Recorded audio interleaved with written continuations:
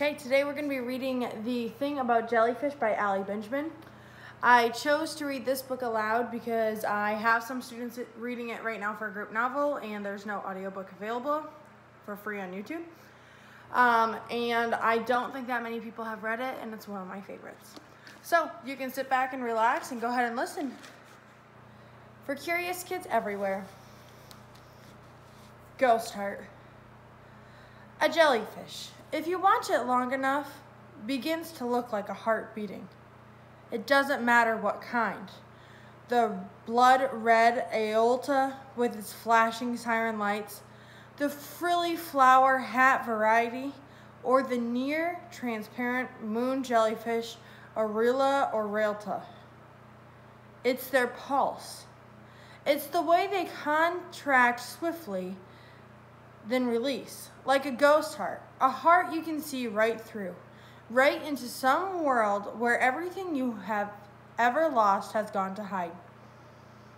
Jellyfish don't have hearts, of course. No heart, no brain, no bone, no blood. But watch them for a while. You will see them beating. Mrs. Turton says that if you live to be 80 years old, your heart would beat 3 billion times.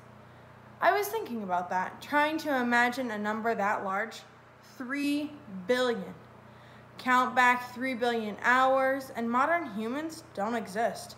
Just wild-eyed cave people, all hairy and grunting. 3 billion years, and life itself barely exists. And yet, here's your heart, doing its job all the time. One beat after the next, all the way up to 3 billion. But only if you get to live that long. It's beating when you're sleeping, when you're watching TV, when you're standing at the beach with your toes in the sand. Maybe you're standing there, looking at sparkles of white light on the dark ocean, wondering if it's worth getting your hair wet again. Maybe you notice that your bathing suit straps are a little too tight on your sunburned shoulders, or that the sun is too bright in your eyes. You squint a little. You are as alive as anybody else right now. Meanwhile, the waves keep rolling over your toes, one after another, like a heartbeat. Almost. You can notice it or not. And the elastic is digging in. And perhaps what you notice, more than the sun or the straps, is how cold the water is, or the way the waves create hollow spaces in the wet sand beneath your feet. Your mom is off at your side somewhere, and she's taking a picture, and you know you should turn to her and smile. But you don't. You don't turn. You don't smile. You just keep looking at the sea, and neither of you know what matters at this moment, or what's about to happen. How could you? And the whole while, your heart keeps going, and it does what it needs to do, one beat after another, until it gets the message that it's time to stop, which might happen a few minutes from now, and you don't even know it. Because some hearts only beat 412 million times, which might sound like a lot, but the truth is, that barely gets you to 12 years. Part 1. Purpose. It doesn't matter if you're writing a middle school lab report or a real scientific paper. Begin with an introduction that establishes the purpose for all the information that's to follow. What do we hope to find out from this research? How does it relate to human concerns? Mrs. Turton, grade 7 life science teacher, Eugene Field Memorial Middle School, South Grove, Massachusetts. Touch.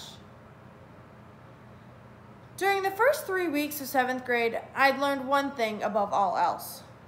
A person can become invisible by simply staying quiet.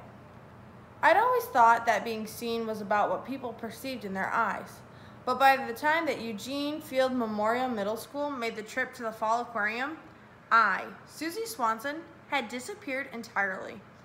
Being seen is more about the ears than the eyes, it turns out. We were standing in the touch tank room, listening to the bearded aquarium worker speaking to the microphone, Hold your hand flat, he said. He explained that if we placed our hands in the tank and held them perfectly still, tiny shark and rays would graze against our palms like friendly house cats. They'll come to you, but you have to keep your hand flat and very still. I would have liked to feel a shark against my fingers, but it was too crowded at the tank, too noisy. I stood in the back of the room, just watching.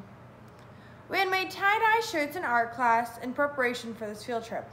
We had stained our hands neon orange and blue, and now we wore the shirts in psychedelic uniform. I guess the idea was that we'd be easy to spot if any of us got lost. A few of the pretty girls, like Audrey LaValle and Molly Sampson and Jenna Van Hoos, had tied their t-shirts in knots at their hips. Mine hung over my jeans like an old art smock. It was exactly 1 month since the worst thing had happened, and almost as long as I started not talking, which isn't refusing to talk like everyone thinks it is. It's just deciding not to fill a world with words if you don't have to. It's the opposite of constant talking, which is what I used to do. And it's better than small talk, which is what people wish I did. If I made small talk, maybe my parents wouldn't insist that I see the kind of doctor you can talk to, which is what I would be doing this afternoon after today's field trip.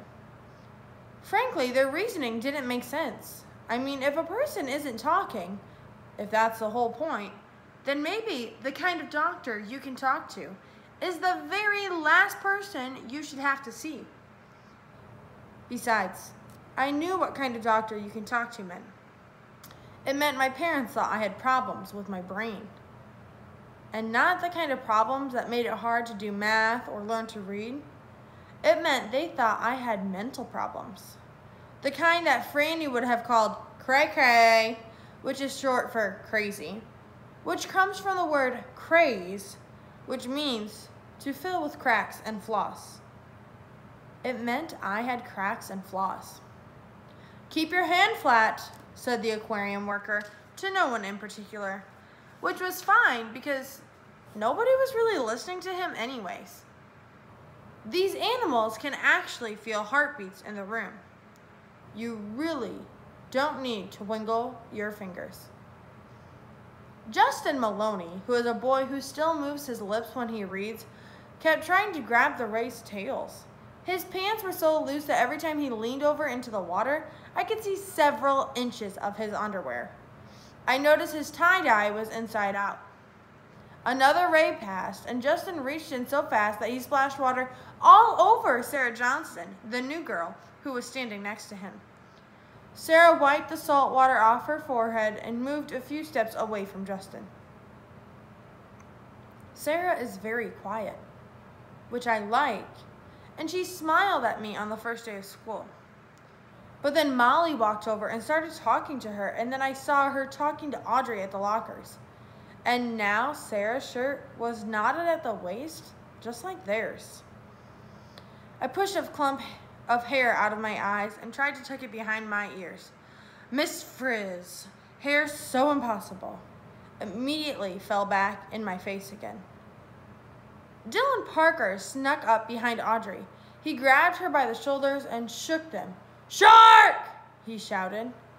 The boys around him laughed, Audrey squealed, and so did all the girls around her. But they were all giggling in the way that girls sometimes do around boys. And of course that made me think of Franny. Because if she had been there, she would have been giggling too. I felt that sweaty, sick feeling again, the same thing I felt whenever I thought about Franny. I squeezed my eyes shut. For a few seconds, the darkness was a relief. But then a picture popped into my head, and it was not a good one. I imagined the touch tank breaking, and the rays and tiny sharks spilling out all over the floor. And that made me wonder how long the animals could last before they drowned in the open air. Everything would feel cold and shrill and bright to them, and the animals would stop breathing forever. I opened my eyes. Sometimes you want things to change so badly, you can't even stand to be in the same room with the way that things actually are. In the far corner, an arrow pointed to a staircase to another exhibit. Jellies on the floor below. I walked over to the stairs and then glanced back to see if anyone would notice. Dylan flicked water at Audrey, who squealed again. One of the chaperones walked towards them, already scolding. And even in my neon tie-dye, with my Ms. Frizz hair, nobody seemed to see me. I walked down the stairs towards the jelly exhibit. No one noticed. No one at all.